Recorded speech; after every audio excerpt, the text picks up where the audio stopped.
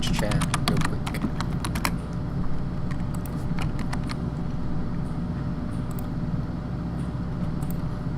Okay, cool. So this is the Sausage Boys Club Weekly Update. I do this every week.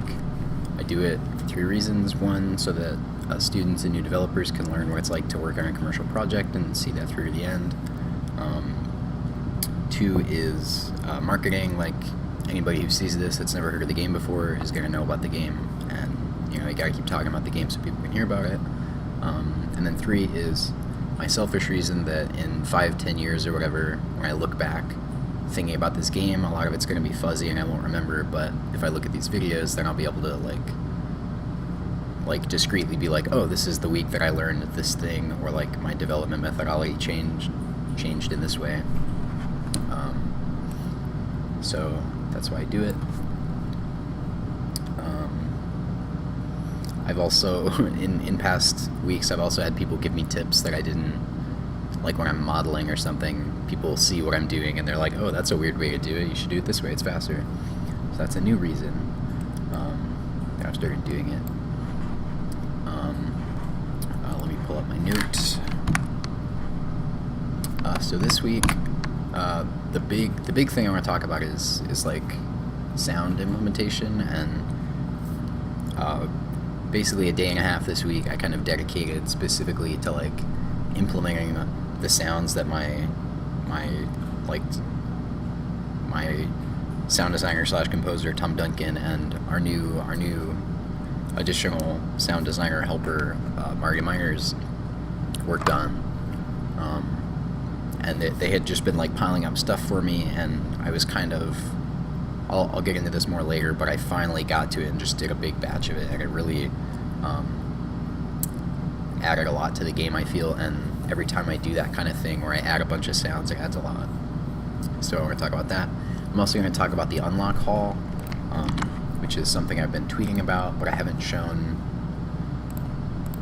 I might have shown like the start of the room, but I haven't shown much of it beyond that. And it's definitely not done yet, but it's like more complete, and you can kind of see what it's going to be now more.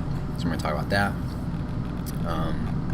In addition to sounds, I'll talk a little bit about like tech I had to implement to allow some of the new sounds I added. So I'll talk about that. And then I think I'm gonna end with like more stuff like I did last week, where I went through all the characters and added blend shapes of their mouths opening. I think I'm gonna do that with blinking this week. And I might not be able to get through all of that because I have some plans later, but we'll see how far I can get. Yeah, so we can just hop right in. So yeah, I'm gonna start with the unlock hall, then I'll move on to sounds. That'll be most of the time. So this is the unlock hall. Unlock hall. Okay, cool.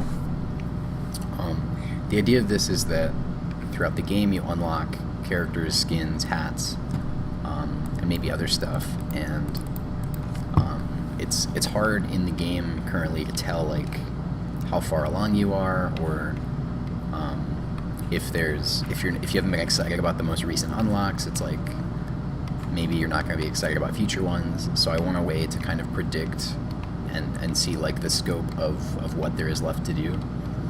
So that's what this is. You come to this room through the overworld. So I'll pop over here. Hopefully this doesn't break. Yeah, so there's the overworld. It's like adventure mode. I'm not going to get into what that is. It's not really in the scope of this week. But you come in here, you pop in immediately, and if you're playing co-op, like all your buddies will come as well. And you can go up to like this book and be like, oh, skin unlocks. I want to see what I don't have yet. And so this book pops up and shows you what there is. This is like if everything was unlocked, this is what it would look like. You just have all the stuff, and I still eventually, like, I'm gonna have like text on the right here with like a little description of what this is. I'm not sure what that's gonna look like yet. It's gonna be some kind of copy, and and you can see there's like a couple pixels of like space between the bottom of their icon and the bottom of this box or whatever. I'm gonna fix that stuff. It's not done yet. So here's characters. This is what something that's not unlocked will look like. Obviously the silhouette will match whatever the character is. And then hats. Hats will better resemble what it'll look like.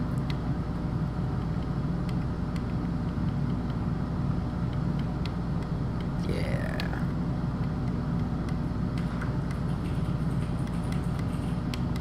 So that's that. And as with the rest of the game, I want to make this area, you know, a playground where you can play around, and so befitting the kind of like I don't know, like upper class, high society feel that this room has so far, and that like these fancy tables with the books have so far. I'm going to decorate this room with more like nice stuff.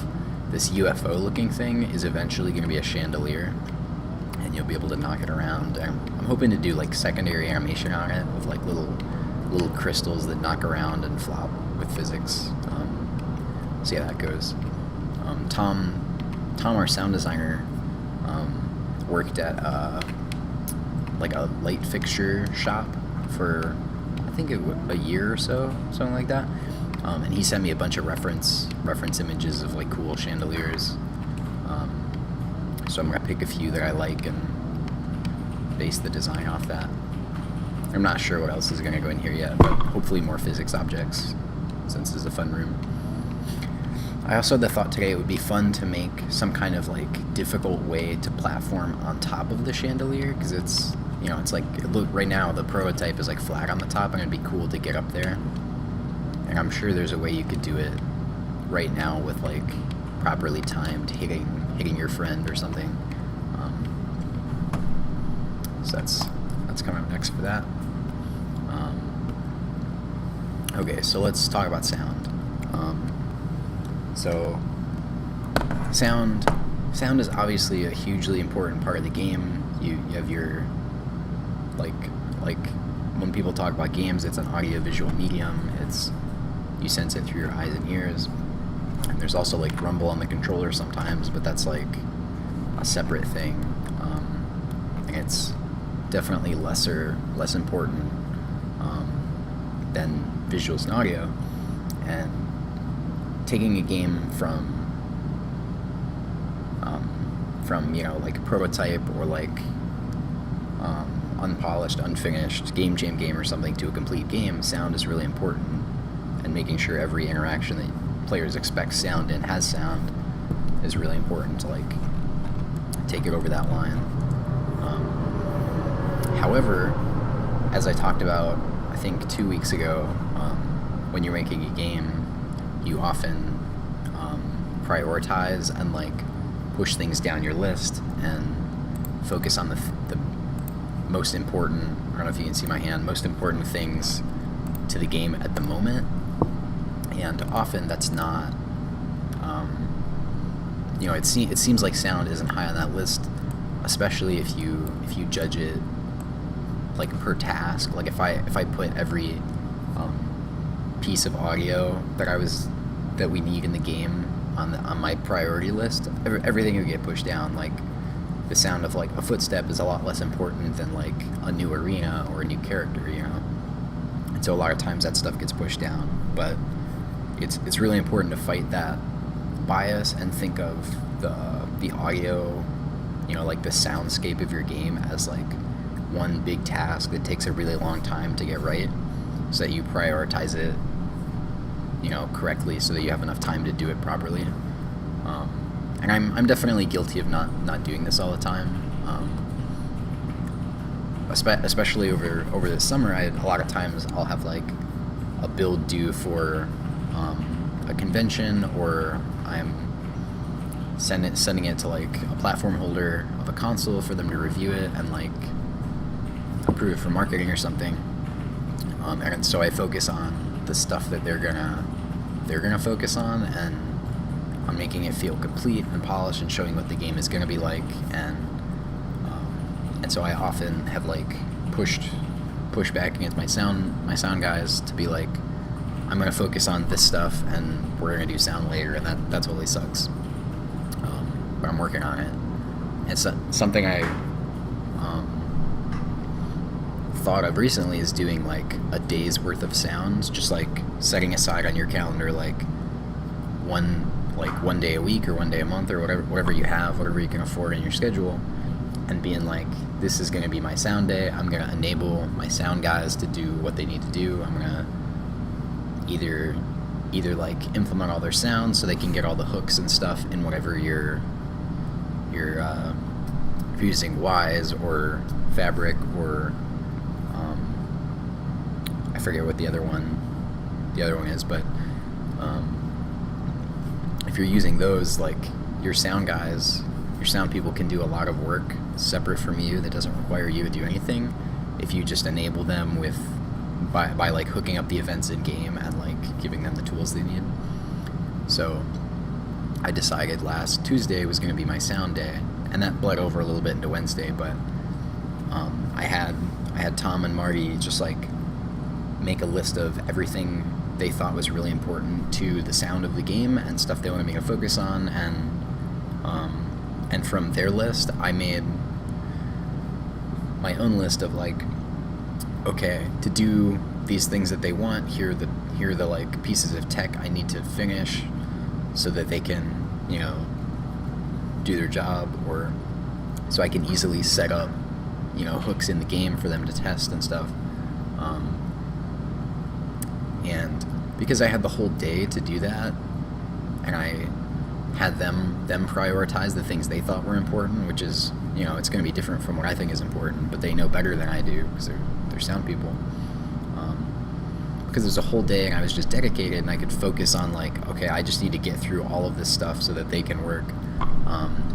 It made it a lot easier to put that high up on my priority list and like make time for it in my schedule for the week. Because I knew it was gonna be a big boost to the game. I knew it was gonna be a big, it was gonna like unblock a lot of their work. Hopefully, it will be motivating to them to just have new stuff. And yeah, so I spent the whole day on it, and I can show you here some of the stuff. I was just like playing through a little bit to like ensure everything was working, and some of this stuff is still, you know, it's first pass for sure, but I can still show you some of what I got. While we're in here, I can also show you some like dialogue and emote stuff I worked on this week, which is related to the sounds, but not entirely. So let's see. I don't know how I want to structure talking about this. So first I'll talk about tech, I guess. Considering that in a big open space like this, it's like a big open world. You want it to feel real and realistic. So adding ambient sounds can add a lot to that. Of like, if you're in the jungle, then you want to hear like, you know, like leaves rustling and like insects buzzing and creeping around and just like mysterious sounds. Let me move in there so you can actually hear it. Yeah, gotta fix the fade of that, I think. And let me know in chat if you can hear or not hear this.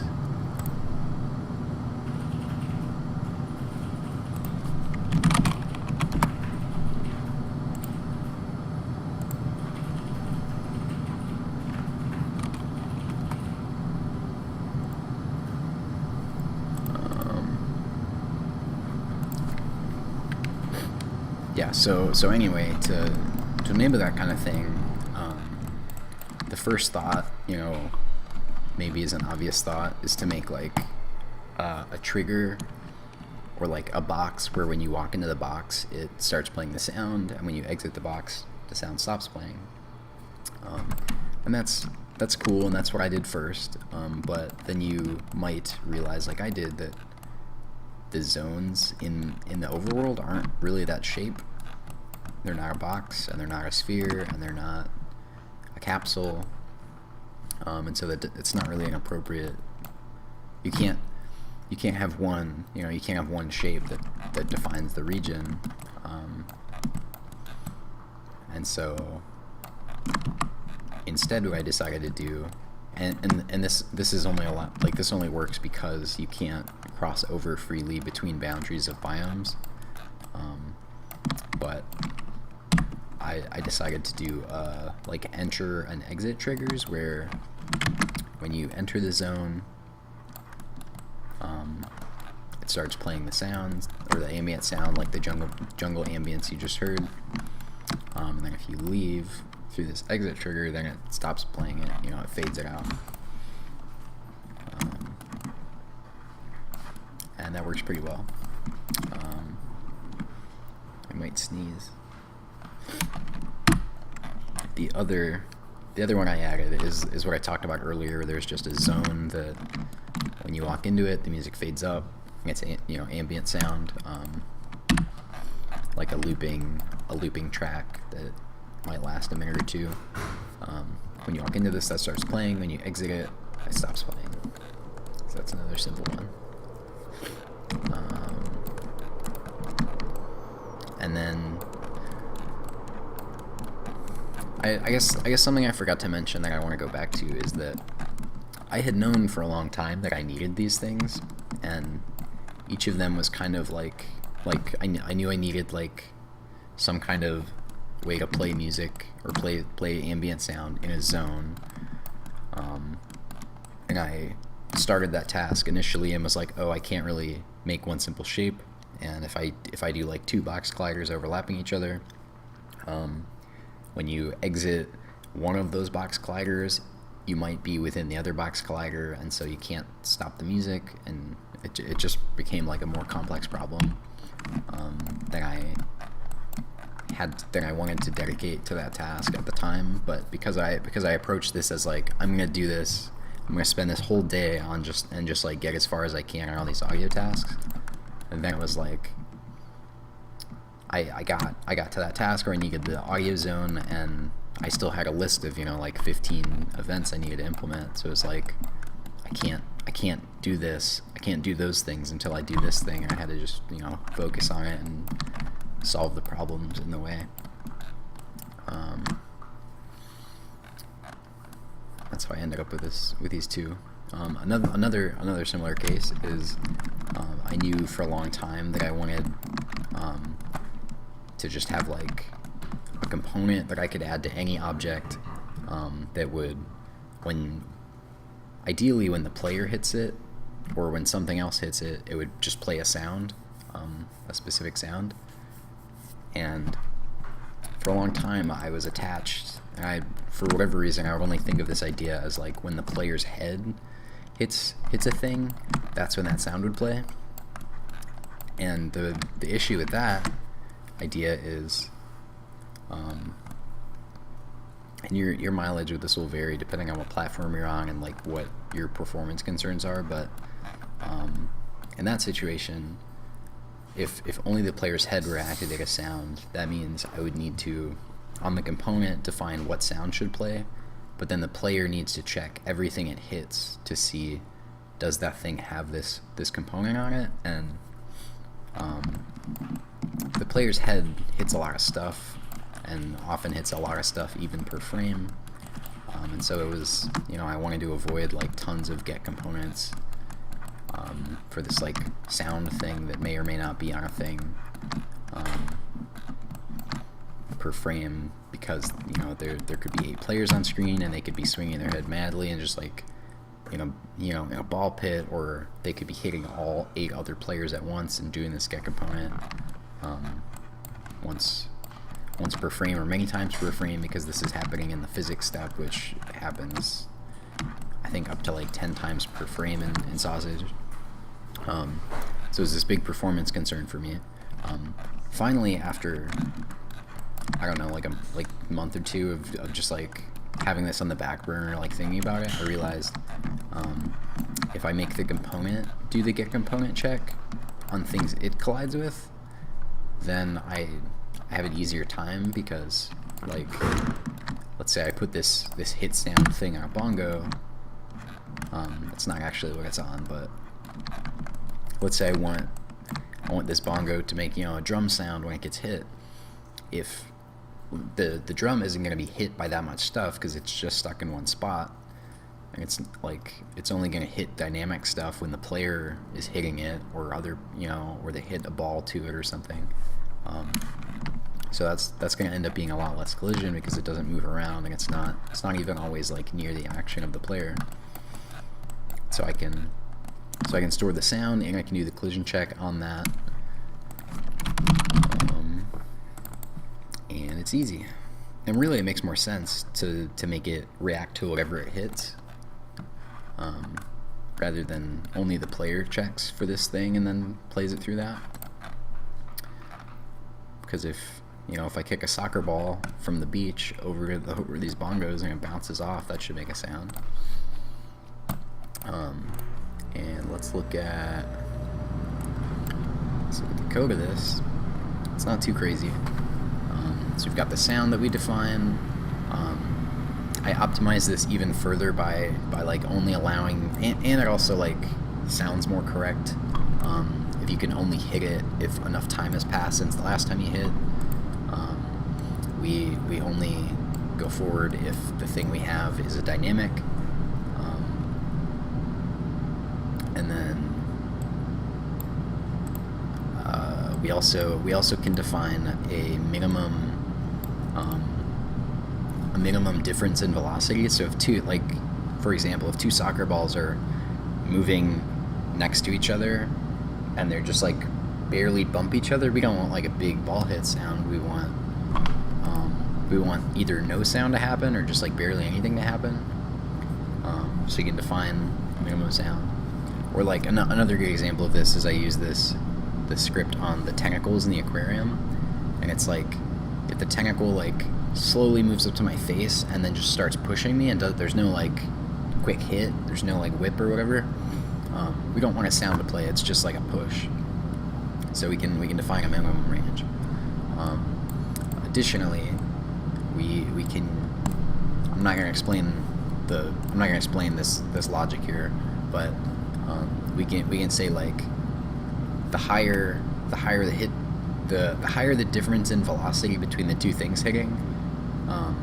So if it's like still thing, really fast thing, or two really fast things, those are gonna make like still thing and fast thing is gonna make a good amount of sound. Two things moving towards each other really fast gonna make more sound. Two things that are like barely moving hitting not gonna make that much sound. So we have that capability where we just like scale the volume based on the relative forces of the things hitting. And that was this was fun to figure out, especially because I'd been thinking about this in the back of my mind for a while. It kind of is I think it's an elegant solution to the problem. Okay, what's next? So we talk about ambient sounds, talk about the tech. Let's look at dialogue.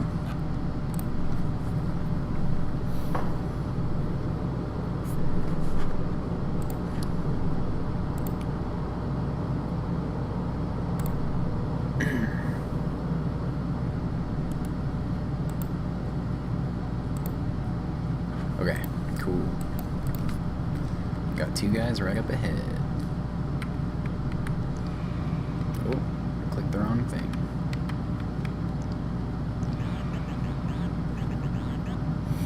Okay, so last week, if you were around, you might remember I was working on blend shapes of their mouths, and that's so when somebody's talking, they can do this mouth blend, or they just like gab, and that was to accompany this like vocoder kind of thing. I don't know if his is on.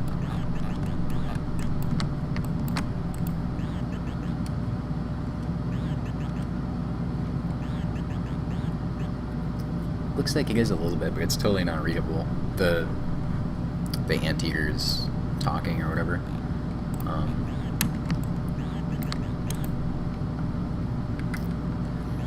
But yeah, the voice stuff is new.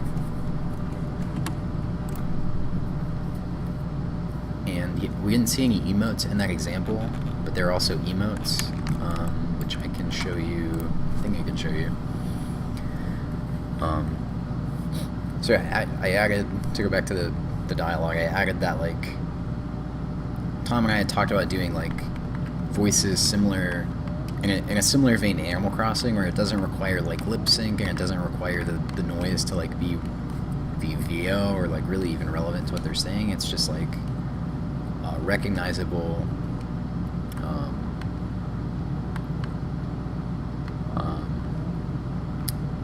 you know, just like different characters, kind of a recognizable voice, and what's like an effective, like, cheap solution for that.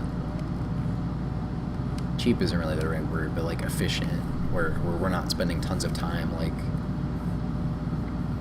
recording Simlish and a bunch of different voice actor voices or whatever. So this is what we landed on, and this isn't done yet. This is like the first pass that's actually in the game, so I'm sure Tom will want to adjust it.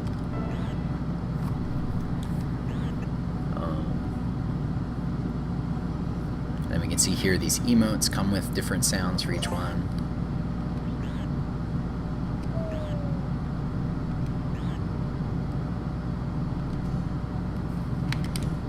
Oops.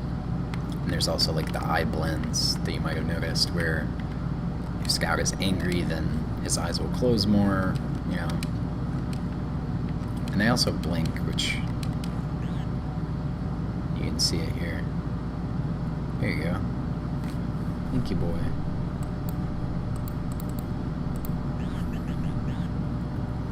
Need to fix his teeth, they're so dark.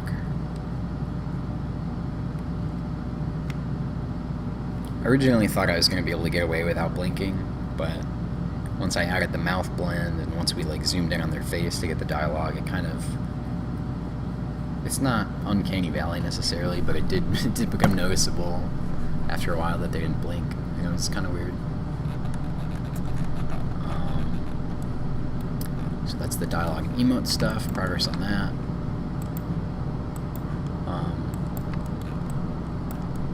Like I said before, this is all kind of, all these new sounds and stuff we're adding are aimed at making the world feel more alive and more charming and giving character to the world. And with each sound, we try to say, like, we try to think about, like, what is the feeling of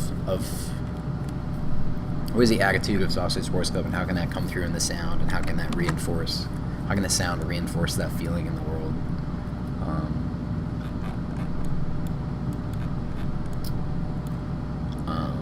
What's next? Let's look at the aquarium, because tentacles make me laugh. New tentacle sounds.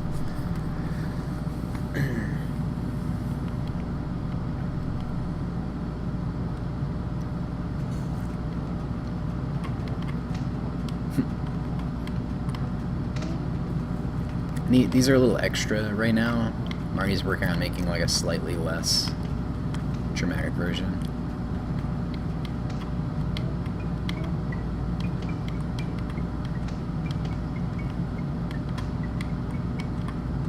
You can hear the kind of like slappiness.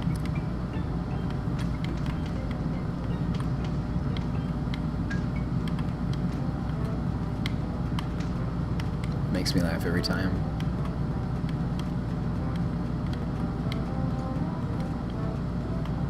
These guys used to make like a yelp sound. I guess I broke it.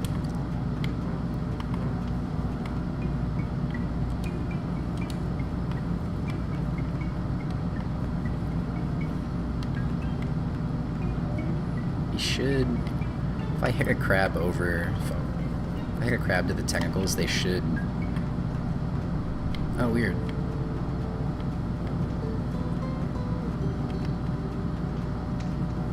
There we go. I want that to happen more easily and obviously.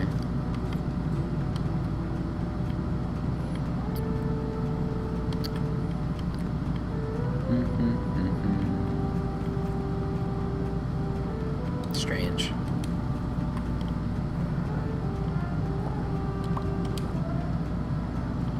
Oh man, why is this football helmet so small?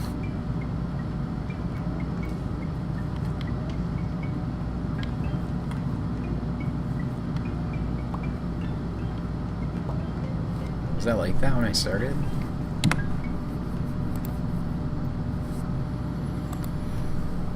I think not. I think I found a bug. That's good. Then we can jump over to the junkyard. Interesting. He spawned without a hat. And then he grew one and it's fucked up looking. That's great.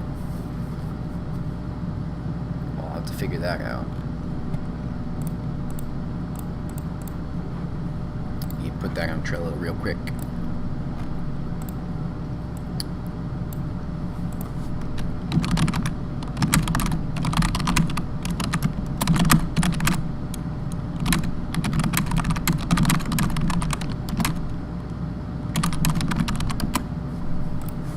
Okay. Junkyard is next. Let's pop over there.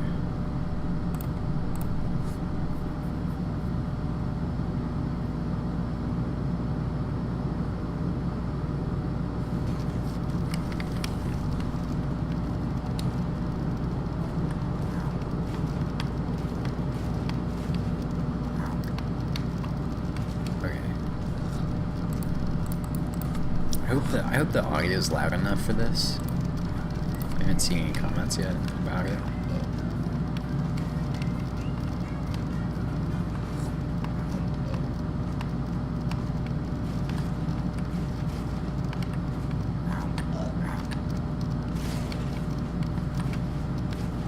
These are definitely like not balanced correctly, and that's my bad.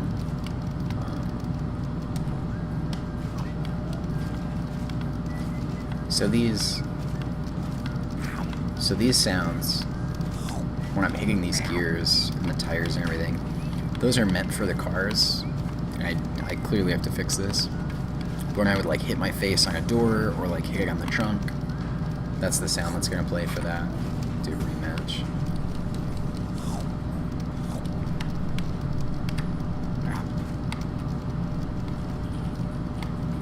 Probably also gonna make the clicks of their feet less loud.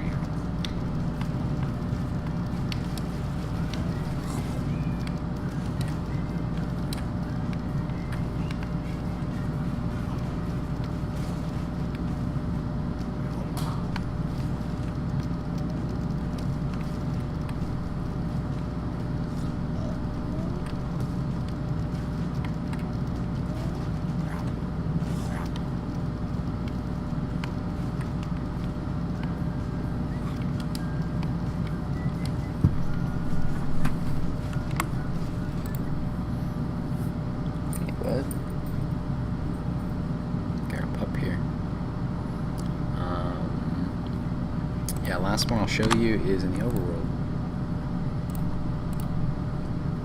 Or last set.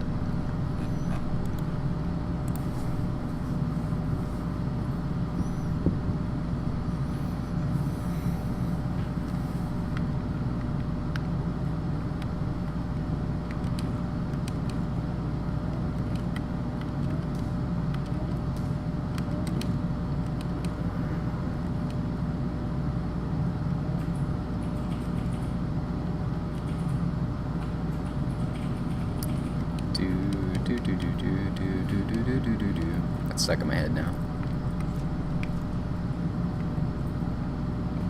Don't worry about this camera. I'm aware of it.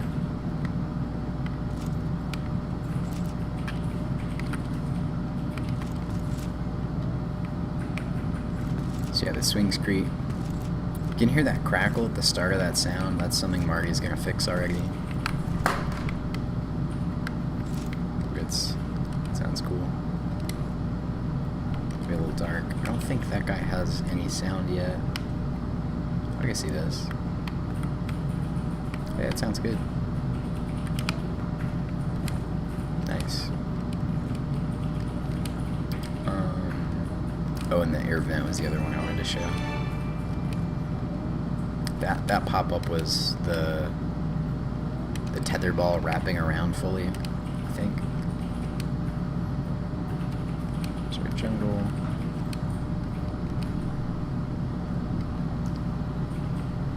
This is air vent. Ha.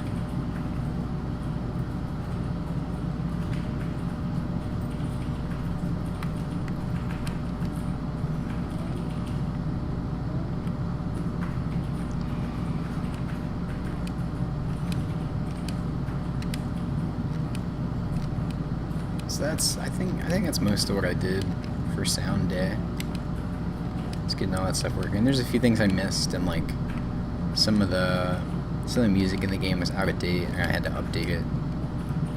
I also tweaked a bunch of audio settings to make the game take up less memory on your computer and run faster, and all this other stuff. That's not really super interesting to talk about.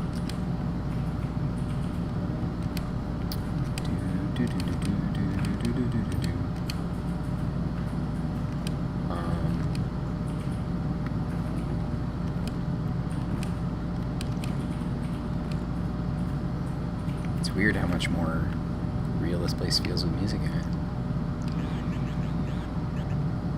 Can talk for a minute.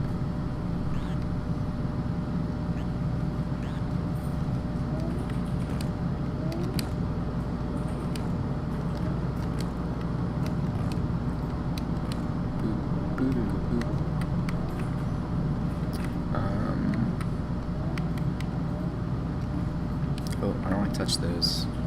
I made a bug that crashed Unity so hard earlier that like I hit the bongos and then the game froze and like crashed Unity. The bug was so bad.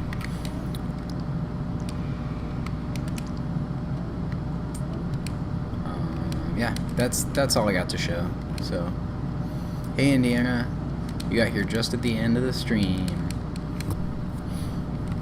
So I'm gonna cut off here.